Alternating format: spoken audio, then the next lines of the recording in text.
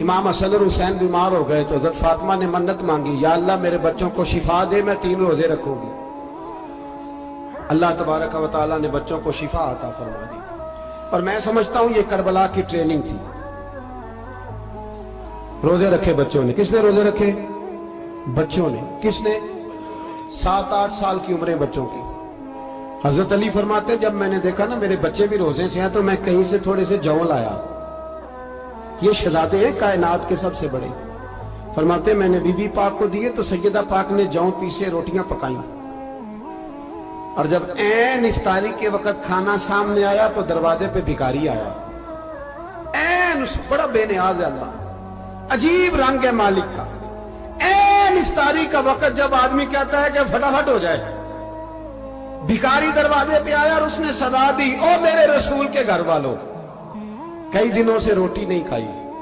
حضرت علی نے، حضرت فاطمہ نے بچوں کی طرف دیکھا تو امام حسین چھوٹے تھے سب سے، انہوں نے سب سے پہلے برتن اٹھائے کھانے والے، اور کہنے لگے اماں میں نہ دے کے آؤں۔ حضرت فاطمہ رشک کرنے لگی۔ مصطفیٰ کے نواسے باہر گئے، اپنے حصے کا کھانا وَيُبْصِرُونَ عَلَىٰ أَنفُسِهِمْ وَلَوْ كَانَ بِهِمْ خَصَاصَةٌ، اللہ فرماتے انہیں بڑی اشد ضرورت بھی ہو پھر بھی وہ دوسروں پہ اثار کر دیتے۔ وہ کھانا باہر امام حسین دے آئے، پانی سے روزہ کھولا، کھجورے کھائی، لیٹ گئے، سویرے کھجورے کھائی، روزہ رکھ لیا۔ شام ہوئی تو حضرت علی فرماتے میں پھر اگلے دن کے روزے کے لیے جوں لایا، فاطمہ نے پیچھے روٹیاں پکائیں۔ 2 دنوں کی بھوک تھی پر مالک تو بڑا بے نیاز ہے۔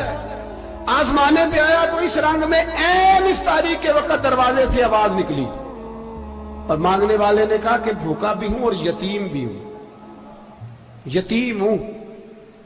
حضرت فاطمہ کہنے لگی بیٹا دیر نہ کرنا، یتیم کا پیٹ بھرنے میں دیر نہیں ہونی چاہیے۔ کھانا باہر چلا گیا، پانی سے روزہ، کھجورے۔ شہزادے ہیں شہزادے، یہ 2 جہاں کے شاہ ہیں، پاس کچھ رکھتے نہیں، 2 جہاں کی نعمتیں ہیں ان کے خالی ہاتھ میں۔ کھجور پانی سے افطاری بھی، سحری بھی، سویرے پھر اٹھے، روزہ رکھا، تیسرا دن ہے، تیسرا۔ ذرا دل پہ ہاتھ رکھنا، بچہ ایک رات بھوکا ہو تو اماں سوتی نہیں۔ اور میں کہا کرتا ہوں اماں فالج والی ہو نا، فالج والی ماں، فالج زدہ، تو آدھی رات کو اس کا بیٹا جوان کا تھوڑی بھوک لگی ہوئی تھی تو اماں کو رینگنا بھی پڑے تو وہ رینگ کے بھی جاتی ہے، روٹی پکاتی ہے، کہتے ہیں میرا لال بھوکا نہ سو جائے۔ اور مصطفیٰ کی بیٹی سے زیادہ بچوں سے کون پیار کر سکتا ہے؟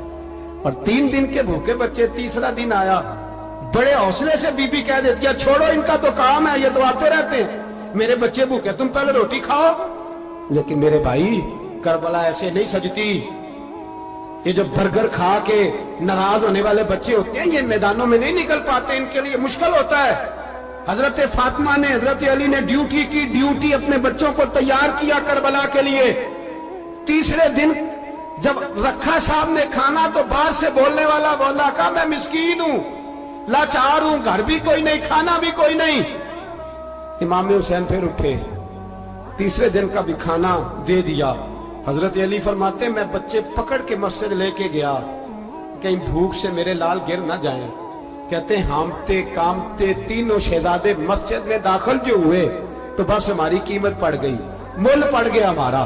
کہتے ہیں مسجد میں قدم رکھا تو ایسے لگا جیسے نبی پاک ہمارا انتظار کر رہے ہیں۔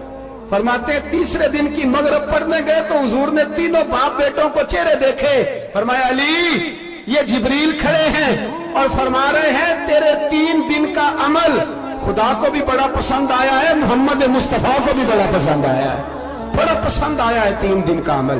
میرے بھائی ٹریننگ کرائی، ٹریننگ۔ ہمارے ہاں تو حال بڑا سخت ہے۔ اور دین کا معاملہ، چوری آتے ہیں بچے گھروں سے چوری نمازیں پڑھنے، داڑھی رکھ لے تو سب سے پہلے مسئلہ اماں کو بنتا ہے، سب سے پہلا۔ انہوں نے ٹریننگ کی، دین کے لیے تیار کیا، ہمتیں بدھائی۔ اور رسول پاک علیہ السلام نے خود اپنی بیٹی کی تربیت فرمائی، شہزادی کی۔ کس کی؟ دنیا میں سب سے بڑی شہزادی کون ہے؟ آپ نام لیں گے تو دل ٹھنڈا ہوگا انشاءاللہ۔ میرا عقیدہ ہے حضرت فاطمہ کا نام لیں تو اللہ دل کو سکون دیتا ہے۔ سب سے بڑی شہزادی سیدہ، بولیے سیدہ فاطمہ الزہرا رضی اللہ تعالی عنہ۔ حضرت علی فرماتے ہیں حضور بڑا پیار کرتے تھے حضرت فاطمہ سے، جب سفر پہ جاتے تو سب سے آخر میں حضرت فاطمہ سے ملتے۔ वापस आते तो सबसे पहले हजरत फातिमा से मिलते। फरमाते एक जिहाद के लिए हुजूर चले गए और मुझे नायब बना के छोड़ गए। मेरे पास माले गनीमत के थोड़े से पैसे थे, थोड़ी सी रकम थी, तो मैंने सोचा कि मैंने फातिमा को कभी तोहफा नहीं दिया, तो एक जंजीर ना सोने की खरीद के दूं। कहते एक चेन सोने की जंजीर खरीद के मैंने हजरत फातिमा को तोहफा दी, तो सैयदा ने पहन ली। कुछ दिनों के बाद खबर आई कि हुजूर कल पहुंच रहे हैं वापस। कहते मैंने फातिमा को बताया तो मुझे पता था फातिमा क्या करेगी। सैयदा ने सारा घर साफ किया, सारी तैयारियां की, खाने चुने, जो उस वक्त माहौल था हर लिहाज से हुजूर की आमद का इंतजार किया। और सवेरे से ही हजरत फातिमा बैठ गई। सवेरे से हुजूर कई दिनों के बाद आ रहे हैं, कमाल हो गई। फरमाते हैं जब महबूब तशरीफ लाए ना, पहला कदम नबी पाक ने हजरत फातिमा के घर के अंदर रखा, अस्सलामु अलैकुम कहा, और शेर खुदा फरमाते जनाब फातिमा को देखा और नबी पाक वापस पलट गए। कहते मैं नहीं था घर में, मैं वापस आया, बीबी साहबा ने बताया और मैंने देखा कि फातिमा इस तरह रोती है कि मैंने ऐसा रोते कभी देखा ही नहीं। फातिमा हुआ क्या का पता करो। हुजूर चले गए, पर बगैर मिले ही चले गए। कहती है मैं मस्जिद गया, मैंने कहा ऐसा क्या हो गया कि इतना महबूब बगैर मिले रुखसत हो गए। मैं मस्जिद गया और जाकर के मैंने देखा तो नबी पाक की मस्जिद के कोने में बैठे। मैं करीब बैठा, मैंने कहा या रसूलल्लाह फातिमा बड़ा रो रही है, क्या हुआ। कहते नबी पाक की आंखों में भी आंसू आ गए, हुजूर भी रोए। पता है नबी पाक ने क्या फरमाया, ये तरबियत है, इस तरह करबला सजती है। रसूल पाक अलैहिस्सलाम ने फरमाया वो मेरी बेटी होके सोना पहनती है। हर औरत के लिए जायज है, कई किलो भी पहन ले तो शरीयत मना नहीं करती। हुजूर ने फरमाया मेरी बेटी होके सोना पहनती है।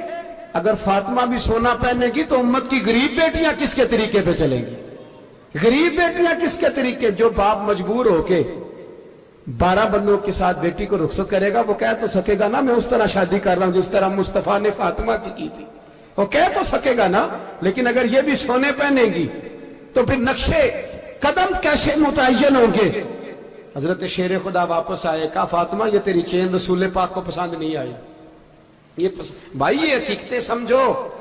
जब बच्चों के माहौल के अंदर ये रंग, कैसे बेटियां ससुराल में जाके गुजारा करेंगी जब तू जान ही नहीं छोड़ रहा, जब तू उनको तरीका सलीका सिखा ही नहीं रहा।